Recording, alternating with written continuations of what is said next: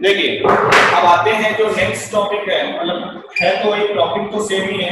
तो हम यहाँ पर आपको 30 डिग्री और 60 डिग्री मतलब sine cos tan cos sec cosec सभी का 30 डिग्री और इसी तरह सभी का 60 डिग्री सभी ट्रिग्नोमेट्रिक रेशियो का म्यूट कर लो अपने आप को अनुभव सभी का 30 डिग्री और सभी का 60 डिग्री हमें जो है अब निकालना है। तो चलिए हम आपको तरीका बताते हैं कैसे निकालेंगे।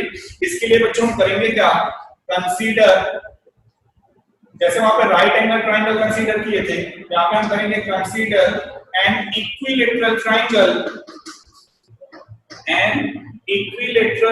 Triangle ABC whose each side is 2a centimetre metre कुछ भी हो सकता है। इसके लिए हम करने क्या जा रहे हैं, एक इक्विलेटरल ट्राइंगल हम कंसीडर करने जा रहे हैं, एक इक्विलेटरल ट्राइंगल ABC और साथ ही साथ हमने ये भी बोला है कि इसमें इक्विलेटरल है तो आपको पता ही होगा कि सारे साइड्स की वैल्यू सेम होती है। तो हमने मान लिया है कि तीनों साइड्स की जो लेंथ है वो क्या है 2a। तो ये हो गया। अगला स्टेप हम ये करते हैं, draw AD which is perpendicular on BC। करने क्या जा रहे हैं, हम BC पर एक परपेंडिकुलर ड्रॉ कर रहे हैं वर्टेक्स A से और इसका नाम दे रहे हैं D।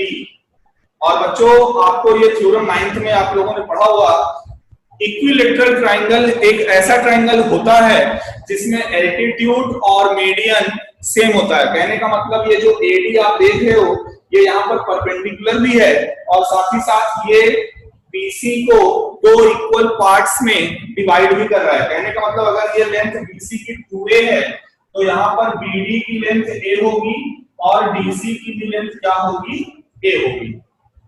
अब देखिए साथ ही साथ आपको ये भी पता है इक्विलेटरल ट्राइंगल में सारे इंटीरियर एंगल 60 डिग्री के होते हैं।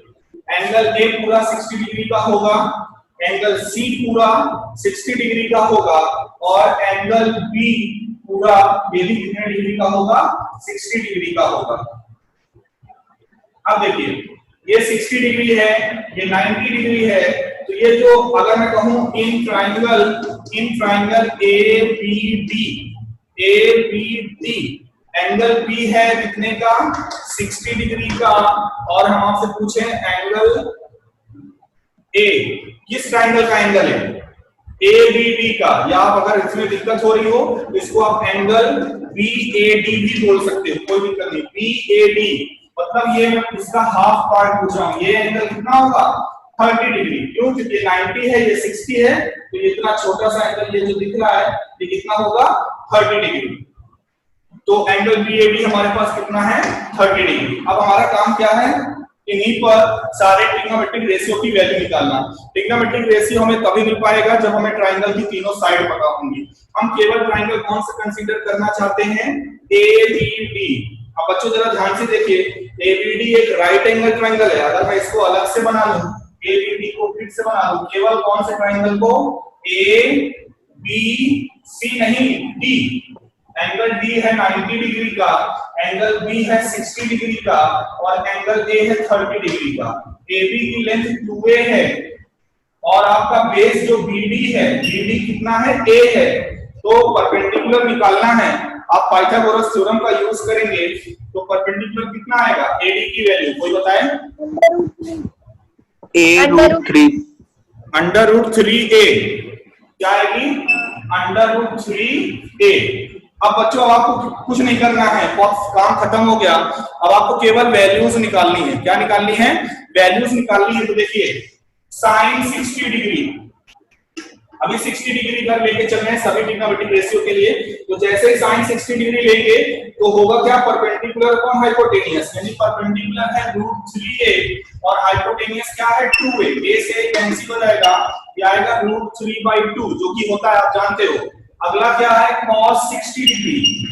cos जैसे ही लेंगे तो ये हो जाएगा क्या, बेस अपॉन हाइपोटेनियस होता है, बेस है a और हाइपोटेनियस है 2a, a से कैंसिल हो गया, आया 1/2। इसी तरह अभी tan cot sec cosec का भी निकालेंगे, वो आपका काम है, मैं 2 बता दिया, बाकी 4 आप करेंगे।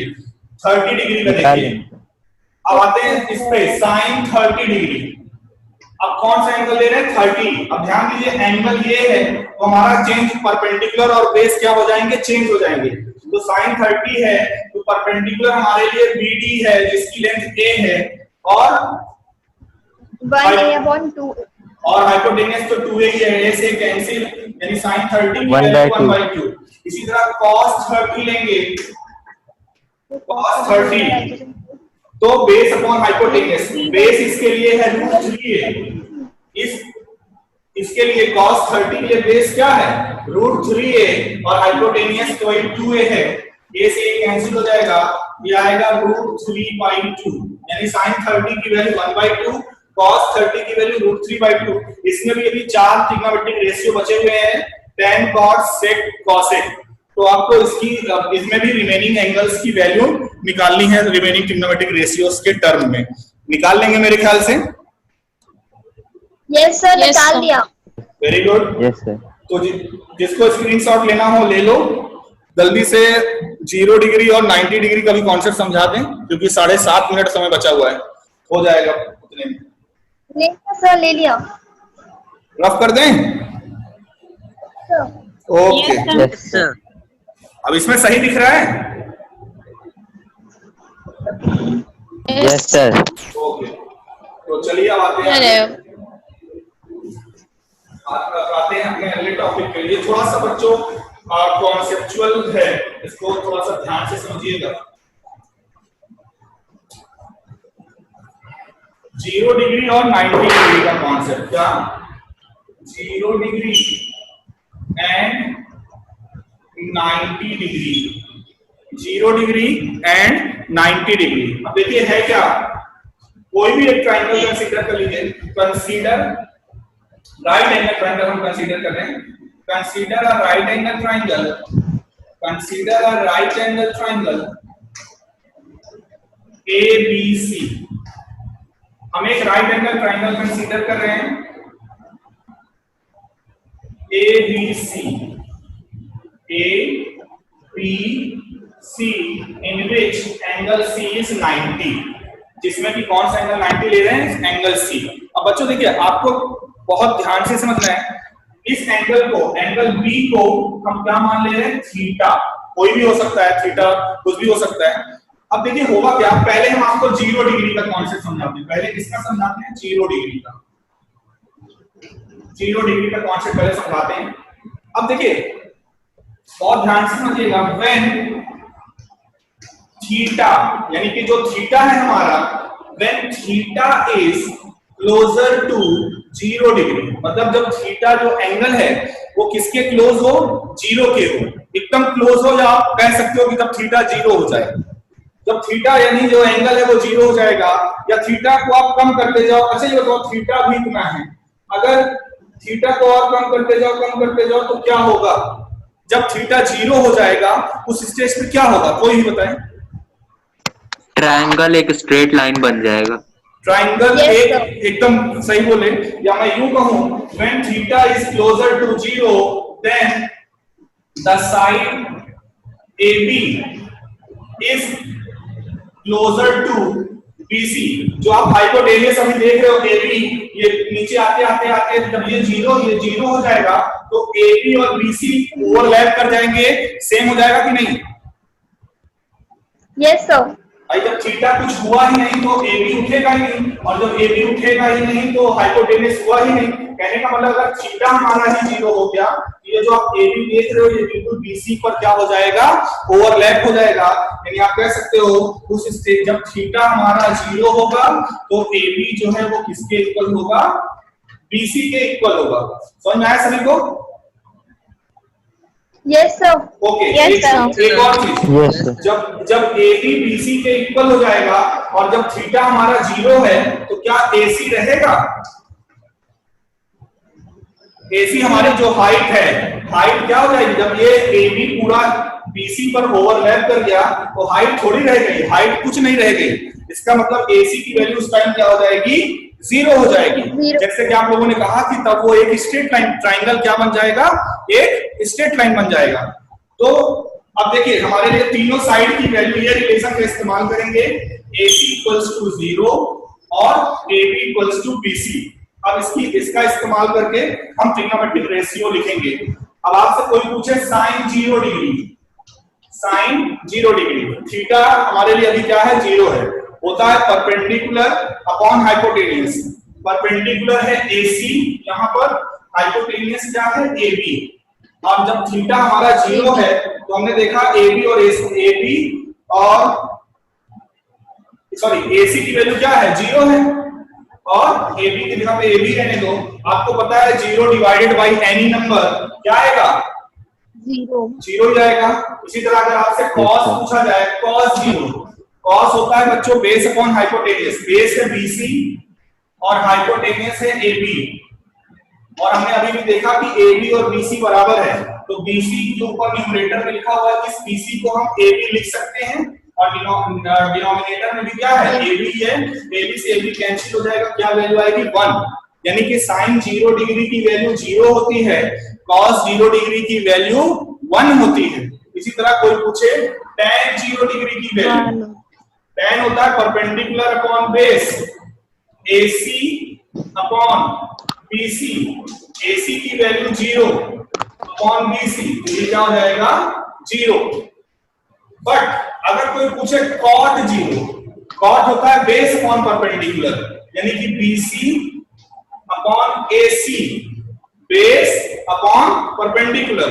तो बच्चों बेस क्या है, BC, जब परपेंडिकुलर AC की वैल्यू क्या है यहाँ पर, 0। और आपको ये पता होना चाहिए कि अगर किसी भी फ्रैक्शन में डिनोमिनेटर में 0 आ गया तो वो क्या होता है, इंफिनिटी, इंफिनिटी या अनडिफाइंड जिसको हम लोग बोलते हैं। ठीक है, ये क्या होता है, इनफिनाइट या अनडिफाइंड है। ये डिनोमिनेटर में 0 अगर है तो उसको डिवाइड नहीं किया जा सकता है। ठीक है, तो ये हो गया साइन, कॉस, टेन, कॉट, और इसी तरह से सेक और कॉसेक भी आप निकाल लोगे मेरे ख्याल से। Yes sir. Yes sir. अब ये तो 0 डिग्री का कॉन्सेप्ट हो गया। अब मेरे ख्याल से आज हो नहीं पाएगा 90 डिग्री का। चलिए 90 डिग्री का हम आपको होमवर्क देते हैं कि साइन, कॉस, टेन, कॉट, सेक, कॉसेक सभी का क्योंकि बुक में दिया भी हुआ है। हाँ बोलो सर, कल हम लोग की क्लास चलेगी? नहीं, कल संडे है जी, कल घर पे रहेंगे जी, कल कहाँ क्लास चलेगी। टाइम टेबल जो गया है, टाइम टेबल के हिसाब से ही क्लास चलेगी। मैथ की आपकी अब अगली क्लास थर्सडे को पड़ेगी, यानी 4 दिन बाद।